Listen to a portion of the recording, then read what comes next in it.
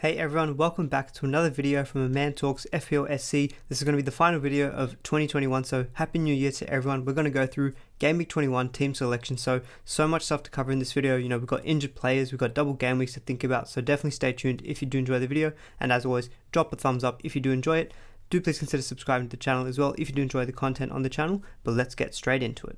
So if anyone follows my YouTube community page, you could see that I've tried to post my updated thoughts throughout the deadline for Gameweek 20 because there was a lot of stuff happening. We wanted to get as much information as possible and I was all over the place. What I actually ended up doing was Conor Gallagher, Lacazette, and Alonso out for a -8 points hit, so quite a big hit. And in their place, we brought in Heung-min Son, Josh King, and also Ben Davies from Spurs. So Son, I really wanted to actually captain him against Southampton away, so that's the main reason why I wanted to bring in Son. And Conor Gallagher, there was some rumblings and some pretty strong rumours that he was going to be out of the game against Norwich with COVID. Now, the news is that, well, he didn't actually play, but it was actually due to just fatigue and just general rotation and rest. So he probably would be available for next game week. In hindsight, maybe I shouldn't have done that, but I'm happy enough with bringing in Son because he's someone I want for the long term. So overall, the -8 point hit, I'm actually 1 point worse off than what my old team was, but I think I'm a lot happier with the team moving forward as well. So I'm actually really happy I took the -8. As you can see on the right hand side, I actually still got a green arrow up from around 26k to just outside the top 20k. So I did go through a pretty big rank drop not playing my free hit in Gameweek 19, but knowing that I've got that free hit up my sleeve plus the other one, my second wildcard, my bench boost, triple captain, all my chips available, I think it's still a very good place to be to close out 2021. And just going through the team review pretty quickly, so Reece James has picked up a pretty significant hamstring injury, so he played only about half an hour, so he only got the 1 point. Man City at the back did have a couple of times where Brentford looked close to scoring, but more or less City had complete control, so Cancelo clean sheet intact. It was only a 1-0 win for City, so Bernardo did not do very well for me there, only the 3 points, yet another blank, but thankfully the one person who did score was Phil Foden, so playing false 9, he was up front, looked very, very attacking, had some good chances, so very happy with having him in the team. Finally, that -4 that I took for him is paying off. He got 11 points here. Now, just going on to the Liverpool game, this was my biggest concern going into the game, is that I had no Mo Salah away to Leicester, and Leicester looked so poor defensively, and you saw the team and you thought, oh my god, Salah is going to go have an absolute huge one. He gets a penalty and I'm like, oh god, he misses the penalty and he misses the rebound and he scores 0 points in total, so that is massive variance. I think that's the first time he's ever scored 0 points in his entire career for FPL. So I count myself majorly lucky that I avoided that big captaincy haul from him. That definitely did help me get a green arrow this week. Liverpool just overall did not look the best. So Trent blanks only the 2 points and Jota again only the 2 points there. Looking at the forward line, they all actually returned for me, so it's nice seeing your forwards actually get to use some points. So Antonio got a single assist in that game against Watford. Josh King also got the assist for Manuel Dennis's goal, and Ronaldo just earlier this morning got a goal and assist. Very happy overall with how the team went, considering I took an 8 point hit, getting a green arrow to 20.4k. Overall, quite happy with that, but let's see how I'm looking to shape up the team for Gameweek 21. So as many people would have noticed, because you've probably got your team filled with a lot of Chelsea, Liverpool and Man City players, they all verse a lot of the top teams, as Arsenal are versing Man City and Liverpool are playing Chelsea. So you can see there, looking at the team overall, I've got quite a few players versing pretty tough opposition. So Ramsdale is at home to Man City, Trent is at Chelsea, and Cancelo is at Arsenal. And then looking at the midfield, we've got Bernardo and Foden at Arsenal and Jota at Chelsea. So quite a few of my players are versing pretty tough opposition. So this could be a situation I think a lot of managers are finding themselves in. I think Spurs definitely stands out as a top team that has got a very good fixture on paper away to Watford, so very happy to have both Ben Davies and Heung-min Son, who currently is my captain, and he probably would stay that way pending any kind of double game week news. In the forwards, we have got some better options as well in terms of Antonio away to Crystal Palace, Josh King at home to Spurs, not the best game overall for him, but he is a forward who we think is on penalties, and Ronaldo at home to Wolves. I think it's a pretty tough matchup in general because Wolves are pretty good defensively. They're having some COVID issues, so hopefully that game does not get postponed. It'll be about 8 days after their last postponement, so hopefully that's enough time to sort out their COVID issues, or at least have enough players available, so maybe Ronaldo's versing a weakened team. You can see the bench is pretty dire there, so Ben Foster's red flagged, Reece James has been red flagged, and the news is that it looks like the hamstring tear, so what initially could have been weeks and now look like it could be months that he's out for. So Chelsea were already coming into a period where they were versing Liverpool, Man City, and then going into some blank game weeks. So I think Chelsea defenders were players that were looking to all jump off. That was part of the reason why I actually took out Alonso last game week. So Reece James, I think, being red flagged, if it is true that he is out for months, he's definitely going to be someone we'll have to get rid of, even though I've got a lot of value tied up in him. It's too much money for too long, I think, to be sitting on the bench. and Livramento is currently yellow flagged. The reason was that he had, I think it was fluid in his knee, but hopefully if this game against Newcastle goes ahead, because it looks like Newcastle are having both injury and COVID problems, so that game also could be likely postponed. And then we've got Martinelli at home to Man City. So overall, the bench is not looking very strong at the moment, but overall, I think I've got a good captaincy option in Heung-min Son. Obviously, the big question mark is, are we going to get double game week fixtures announced in Game Week 21? Because I think that's going to form a lot of people's transfers decisions. But just looking at the team as is and what the information that we currently have, I think Reece James is probably my biggest priority as a transfer out, because if he's out for months, a lot of money, probably needs to be sold. And then the next one is probably going to be Bernardo Silva. So I brought in Bernardo Silva a few weeks back. He's got me a single assist despite Man City scoring like 18 goals. The return of KDB is definitely impacting him quite a bit, because KDB coming back means that he's actually occupied that right centre mid position Bernardo was previously playing and actually doing very well in. Now he's been playing more on the left centre mid, although in that game against Brentford he was very, very deep. I think he only maybe had like one chance created, didn't really have much goal threat. And City are probably teams that, you know, they've got Arsenal and then Chelsea, and then they're not looking at the moment like they're having a double game week. So I think I've already got Phil Foden. I think I'm seeing that he's playing up top and is more likely, I think, to be playing in those more advanced positions. I think I'm happier keeping Foden compared to Bernardo, and I think Bernardo could be a sell and someone I look to take out as well this game week. So it could be looking at a -4 where I take out Bernardo and Reece James. And there's so many different options that we can consider. There will be a big section in this video also talking about defenders, because I think Reece James replacements is going to be a question mark that a lot of people are going to have. So we're going to go through quite a few different options. So stay tuned for that if you do want to see that. But I think the next section, what I'll do is quickly touch on the potential double gaming schedule, because I think obviously that's going to be high of mind in terms of, you know, thinking about what teams we actually want to bring players in. But at the moment, Bernardo and Reece James are probably the two players I'm looking at taking out for Game Week 21. So Ben Crellin has posted his updated kind of double Game Week 21 key and schedule. So it's really tough to say at the moment what the situation is going to be, because we just don't know yet what the fixtures are going to be for Game Week 21 and for 22. It could be something similar to where last season I remember they announced double game week fixtures literally like a minute after the deadline. We could see the same thing for 21, because one thing to note is that there's quite a big gap between Game Week 21 and Game Week 22. So it's around, I think it's around 15 days. So we could maybe see fixtures being put into midweeks for Game Week 21, but it's really hard to say. So I think what you just overall need to do is, and what I'm probably thinking of at the moment is, just look to bring in players from teams who have a good chance of doubling in 21. 22 as well is probably what's looking like a bigger double game week. Plus they have got good fixtures after that as well, because I think the last thing I want to do is try to shoehorn in players who've got maybe a very good double game week in 21, 22, but after that I don't really want them anymore, because that's kind of booking in some transfers. I'd rather just bring in players who I know have a good chance of double game week, but if they have good fixtures afterwards, I'm happy to hold them as well. So there's a few teams who kind of fall into that category. I think I've mentioned it previously, but Manchester United is one. As you can see, after they've got their double game week in 22, they've got West Ham, Burnley, Southampton, Leeds, Watford. Great run of fixtures. Spurs is another team, because they've got Watford coming up in Game Week 21. They've got a decent looking double potentially of Arsenal and maybe Leicester is what Ben is predicting. And then you've got Chelsea, Southampton, Wolves, Man City. Upon reflection, the Tottenham fixtures aren't actually that good. I think the window of actually when you want to get them in is shortening. I think you definitely want to try prioritize for Game Week 21 and for 22. And I think another team that's worth thinking about as well is also Brighton. So Brighton have what looks like potentially a double in 22. Then after that they've got Leicester, a blank, Watford, Burnley, Aston Villa. The blank in 24 is a little bit of a downside, because obviously that's, you're going to have to factor that in, but still some decent long-term fixtures for Brighton after we get out of this double game week 22 schedule. West Ham are probably a team that also features kind of in this way, in that they don't look like they've got a good certainty of a double game week in 21 or 22, but if they do get one, it looks really, really nice. You got Crystal Palace and Norwich potentially, or a Leeds and Norwich double game week, so you 100% want to be bringing in the likes of Antonio, Jared Bowen, maybe even a defender like a Sufal, because their fixtures afterwards again are pretty nice. They've got Manchester United, Watford, Leicester, Newcastle and Wolves. But those are only a few teams. I'm sure if I went through every team, there'd be a lot more teams who have probably got better schedules, or I could have referred to. I think Aston Villa is actually a good one to mention as well, because they've got a possible double game week in 22, but they've got really nice fixtures afterwards. They've got Everton, Leeds, Newcastle, Watford, Brighton, and Everton actually themselves could be a very good play, because they've got what looks like a probable double game week in 21, maybe one in 22, but it looks unlikely. But then they've got Aston Villa, Newcastle, Leeds, Southampton, Man City.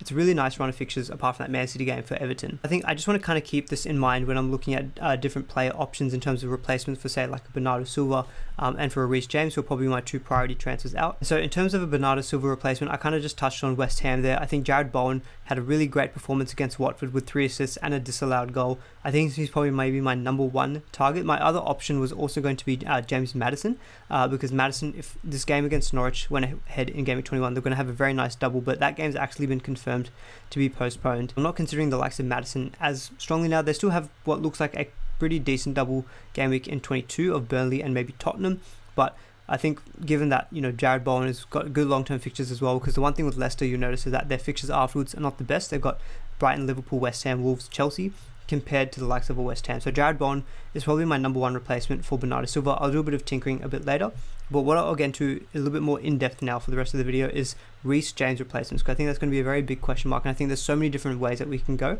So let's get into that just now. So I'm going to start off by looking at Aston Villa. So Aston Villa, I think the two main kind of defenders that most people are going to be looking at is Matty Cash and Matt Targett. So Matty Cash is 5 million and Matt Targett is 4.7, so a small price difference. And in terms of Aston Villa's defense, they're probably the 12th best in terms of expected goals conceded per match so far this season. But what I have also included in italics is the defensive numbers from since Gerrard actually has taken over Aston Villa. So they have improved a little bit. It is also worth noting that there's a couple of big outlier games in there, like Liverpool, where they conceded 2.5 expected goals, and Chelsea, which was I think 2.9. So there's been a couple of big outliers. If you take that out, their defensive numbers look very, very good.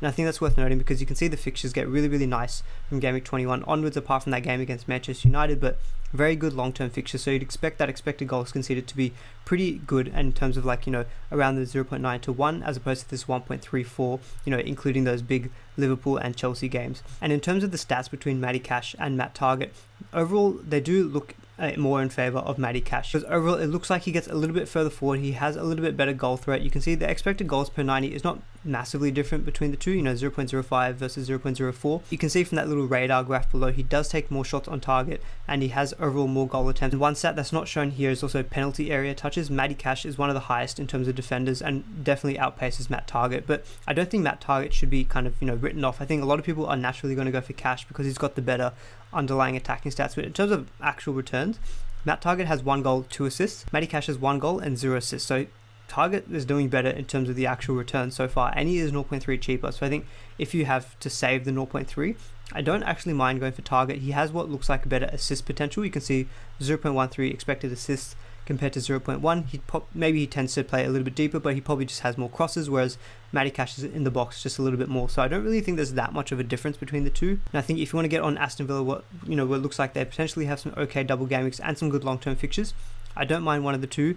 Personally, I think just basically on the overall attacking underlying stats, I'd probably go with Cash, but I don't think it's a very easy decision, and I think I maybe even could go for Targett, because he does seem to have a little bit more of the actual eye test, you could say, in terms of the actual FPL returns, but on an underlying stats basis, I do think Cash outweighs him. So the next team I wanted to consider in terms of defensive options is actually Tottenham. So you can see there 1.10 expected goals conceded throughout the season per match is the 4th best. So Spurs definitely defensively have improved, and I think Antonio Conte definitely is a big part of that because he does like to have a pretty strong defensive unit playing 3 at the back. I think Reguilon again is going to be the player that most people are probably going to look to, because he's got that wing back status, probably tends to go further forward.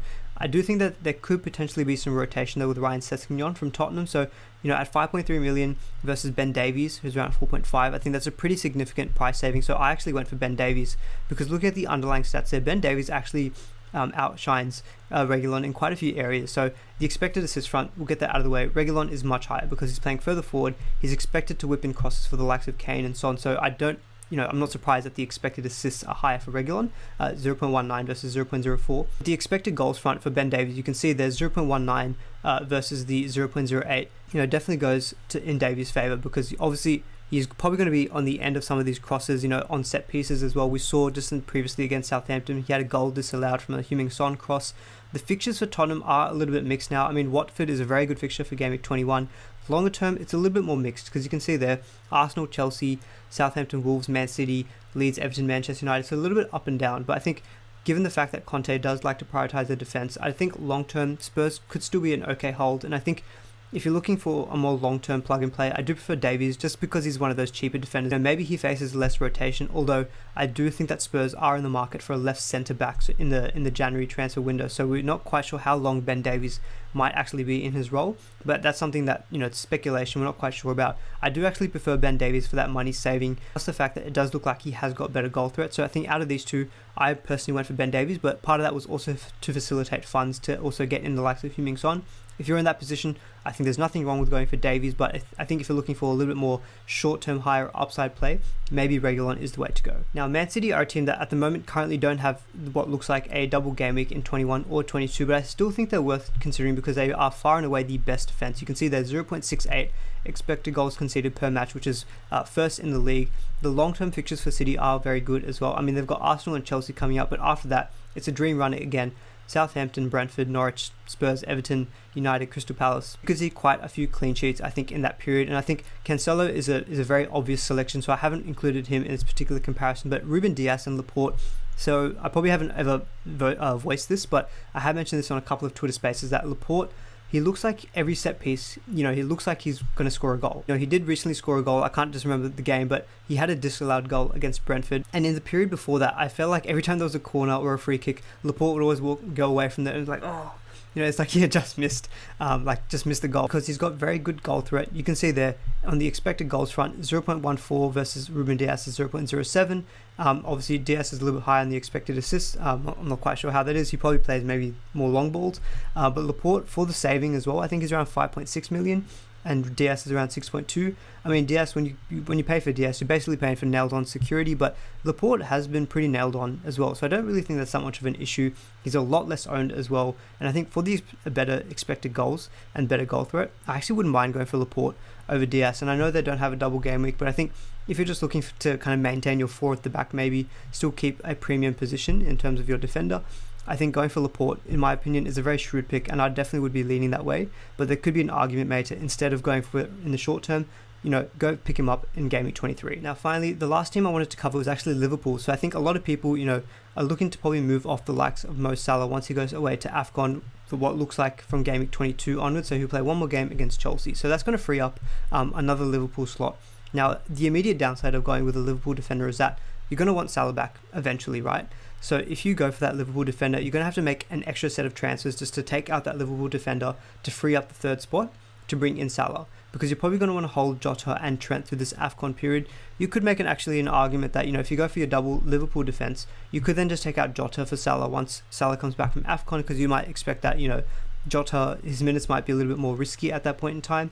But Liverpool defense, I still think is a good way to go. They're third best in terms of the expected goals front over the season. Very good long-term fixtures as well from Game Week 22 onwards. Very enticing thing about Liverpool is that they potentially could have a double game week in 22 of Brentford and Leeds. You could very easily see 1 or 2 clean sheets there. And I think going with Robertson, if he is back, I just can't quite remember the timescale in terms of his suspension, but Robertson could be a very shrewd pick, very attacking. You can see there on the attacking front, he's got a very high expected assists of 0.22, which is one of the highest for any defender. Van Dijk, probably as expected playing as a centre-back, has got that goal threat as well. So I think if you want to go for a money saving, Van Dijk could be a shrewd pick as well. He's going to be nailed on, play 90 minutes. And the thing with Liverpool defenders is they're very, very good on the bonus, because they do have a lot of passing at the back. Robertson and Trent especially, they do a lot of crossing, a lot of chance creation, so that always helps on the bonus point system. And as well, if they ever keep a clean sheet, they do very well on the bonus overall. So there could be some high upside going with Liverpool defenders, and I think most people are going to have Trent and Jota and maybe keep that third spot. I think if you use that third spot to go for another Liverpool defender, that could be a very, kind of shrewd differential to go for as a Reece James replacement long term. But I think the one thing to note though is keep in mind that, you might have to free up that third Liverpool spot again down the line to bring in Mo Salah. So I went through quite a few different teams. There was 4 teams, and I think trying to nail down what's the best Reece James replacement is really team dependent. I think it depends. Do you want to keep that premium kind of defender spot? Because I think going for one of the Liverpool or Manchester City options is probably better. And in that case, I might actually lean towards going for a Liverpool player. But if you want to take money down, you could go for more budget options like Matt Targett or like a Ben Davies or a Matty Cash. At the moment, I think I'm leaning maybe towards the Aston Villa defense just because it's a little bit in the cheaper category. I'm not sure if I want to quite yet go up to that kind of more premium defender option. At the moment in my own team, I am thinking maybe of going with a Man City option, but it doesn't look ideal in the short term because of the lack of double game weeks. So I'm very up in the air at the moment. It could just be a case of whoever has the best double game week, I just go for that player. And then in the long term, maybe I try to get to a double City defense. So yeah, it's really up in the air. At the moment, I think if you had a gun to my head, I'd probably go for one of the Aston Villa defenders just because I think they probably have the best chance of a nice double game week. But say, for example, if Liverpool actually end up getting like Brentford and Leeds, I could be very tempted for going for someone like a Van Dijk. So it's really up in the air at the moment. I'm sorry that probably doesn't answer the question as to who's the best one, but hopefully I've given enough options that could give you some food for thought for your own team. So I've just brought up the main transfers page on the actual FPL website, and I just kind of wanted to show you my thinking at the moment in terms of what I want to do with the teams. And so I think I made it pretty clear that Reece James is probably going to be a priority transfer out for myself, and I'm very tempted to also take out someone like Bernardo Silva as well. And I think Jared Bowen is probably going to be, for me, the number one target, because I think he's got good long-term fixtures. He looked really, really good against Watford, and I think the fact that Ben Rama is likely to go away on AFCON duty, I think will just mean that Bowen is pretty nailed on for West Ham, and I think he's such a creative force, and he's on set pieces as well. That's something I didn't actually mention. So he's going to be playing Crystal Palace. Crystal Palace have not been the best defensively in terms of defending set pieces, so I really also do like Bowen as a transfer in for Gameweek 21. So doing that Bernardo Silva to Bowen downgrade means I've got 6.8 million in the bank to replace Reece James. Now, I could very easily go for someone like Van Dijk. I've got enough money in the bank to do that, so Van Dijk could be the way that I go. But what that means is that I've only got then 0.2 million in the bank, and Martinelli, yes, he might still have a double, but James Maddison from Leicester, if Leicester do end up having a really nice double game week in 22, he could be someone that I would want to go for. So I have thought about this already. So Maddison, if I did want to go for Maddison at 6.9, that means I've got 5.3 million in the bank. So I could afford someone like Reguilon, but I don't think I want to go from to Reguilon because I've already got Ben Davies there, and that blocks me then out of, if I actually want to get in someone like Harry Kane, I'd have to take out one of my Spurs players. So I don't think Reguilon is going to be the way I'm going to go because I've already got Ben Davies there. This is where the Aston Villa defenders do become a bit of an option because they do fall within that price bracket of 5.3 million in the bank. So Matty Cash or Matt Target, one of the two, I could afford the pair of them. There could be one way that I go as well. Another team that I didn't really go into too much depth about is also Brighton. I do think that Brighton have some decent longer term fixtures, and I think two of the options that I am considering is Cucurella and also Lamptey.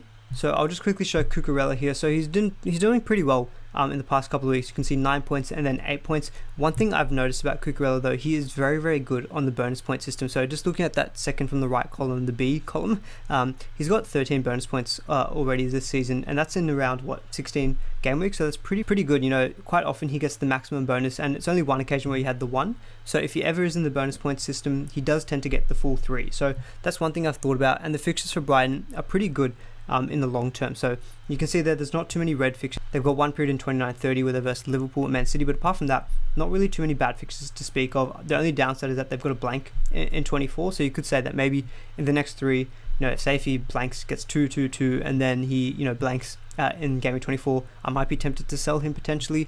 At 5 million as well, you could go for someone like Lamptey at 4.5 million, so he's a little bit cheaper. Lamptey offers basically the same defensive potential because in terms of the expected clean sheets, but he probably has got a little bit more attacking threat as well. And Lamptey always looks very lively. That's the joke that always runs in the community. He's already got 1 assist so far, but the problem with him is that he is prone to rotation because he is so injury prone. So that's the one downside I think of going to Lamptey. And I am more tempted just with my current setup. You can see I've got Trent and Cancelo as my more expensive defenders, and then whether or not I actually want to go for 2 budget defenders, so say a Ben Davies at 4.5 and then another 4.5 in Lamptey, I'm not quite sure. Maybe the price point might be to go for like a 5 or a 5.5. Someone like Laporte or Diaz could be the way that I go. Just quickly also bringing in Martinelli, so 6.8 million in the bank. As I mentioned, there are so many ways that I could go, so I'm a little bit all over the place in terms of who I'm going to actually take out for Reece James, but hopefully that previous defender section, I think that's basically my main watch list. So it's either going to be someone like Matty Cash, Matt Target, a Manchester City defender, or a Liverpool defender, or maybe even a Brighton defender. At the moment, I'm leaning towards one of the Aston Villa defenders, but again, really depends on what the schedule looks like for Game Week 21 and 22 in terms of the doubles. So I wanted to give an update on my kind of current thinking on potential chip strategy. So if you hadn't seen, I put out a video previously. I'll put a link in the description below for a more in-depth kind of chip strategy video. A lot of my thinking has changed just because we're still seeing so many COVID postponements, and originally I was very keen on doing a bench boost in Game Week 22. Now I'm not still averse to that idea. If if the fixtures fall in the right way and my team's well set up for a bench boost, I might opt to do that.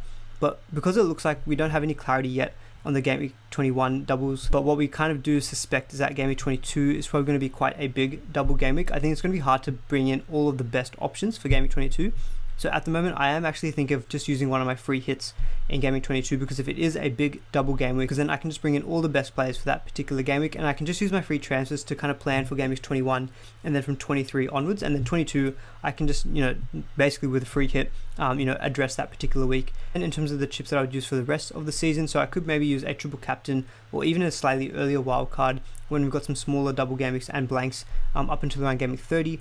Game Week 30, I could just free hit then, if I still have my wildcard, I could then use it a little bit later in the season to plan for another bench boost for that bigger double game week in game week 36. Otherwise, an alternative strategy that I'm, probably the secondary strategy is also just using my free hit in 22, maybe the triple captain or some free transfers just to navigate up until the game week 30 blank. So I could just use free transfers to dead end my team into that week, and then I can wildcard out of that to set up my team for either the rest of the season, and then also use the free hit to maybe attack game week 36. I could use my bench boost if there's other smaller double game weeks here and there. And then the third strategy that I've kind of briefly thought about is potentially if Liverpool get an amazing double game week of Brentford and Leeds in game week 22, I could even just be tempted to use a triple captain on someone like a Trent, honestly, because if he gets 1 or 2 clean sheets, a couple of attacking returns, he could be on for a really, really big score. So that's something I have thought about as well. And then I could just use my wildcard and bench boost in the smaller double game weeks, and then use my free hits in the blank, and then the later part of the season double game week. So it's all over the place at the moment, but I'm currently leaning, if I do play a chip in 22, it's probably more likely to be the free hit as opposed to the bench boost, but still very, very much up in the air. Well, that's it, guys. That is my Gameweek 21 team selection. Apologies if the video gets a little bit long. We'll see how long it gets in editing, but I thought there was quite a few things that I wanted to address, and I wanted to put in place a bit more of an in-depth discussion of Reece James replacements, because I think it's going to be a pretty hot topic for this game week. But hopefully you all get green arrows. If you do enjoy the video, really appreciate a thumbs up. Do please consider subscribing if you did enjoy the content. Have a happy new year, and I'll see you all in the next video.